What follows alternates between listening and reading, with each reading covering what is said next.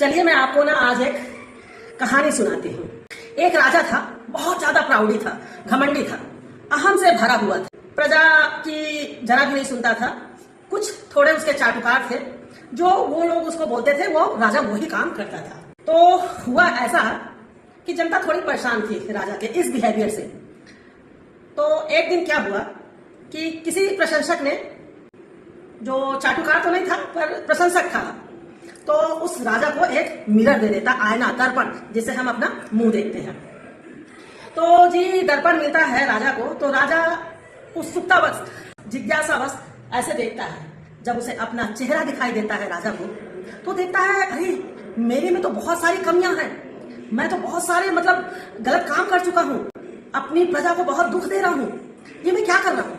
पर मैंने आपको पहले ही बताया है कि राजा अहमी हो गया था और अहम से वो गलत सही को बिल्कुल फर्क नहीं कर पा रहा था। वो गुस्सा करता है राजा और आईना को जमीन में फेंक देता है। आईना के 100 टुकड़े हो जाते हैं। अब हर टुकड़े में राजा दिखता है।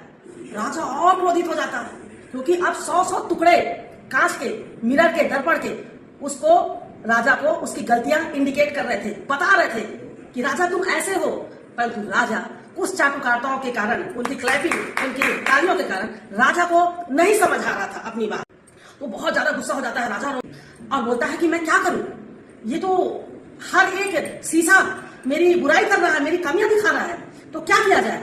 तो चाटुकार कहते हैं कि राजा जी आप परेशान मत होइए, इसका उपाय है हमारे पास। हम पूरे गांव में एक मियादी घोषणा, जिसको कहते हैं, घोषणा करवा देते हैं कि कोई भी व्यक्ति गांव का और आसपास का ना तो मिरर, दर्पण, आईना बेचेगा और ना किसी को देगा देखने के लिए। राजा बोलता है यार ये तो सही बात है, आप लोगों ने बहुत अच्छा सलाह दिया। और राजा वैसा ही मियादी करवा देता। राजा ऐसा कुछ प्रभाव डाल के रखा हुआ था कि कुछ तो राजा को पसंद करते थे और कुछ राजा को नहीं पसंद करते थे। परंतु जो कुछ नहीं पसंद करते थे उनकी संख्या कम थी, राजा को पसंद करने वालों की संख्या ज्यादा थी। तो राजा दिनों दिन और ऐसे ही गलत काम करते जा रहा था और प्रजा का ध्यान नहीं रख रहा था और अपने पूरे राज्य का, साम्राज्य का दुर्दशा करके रख दिया था।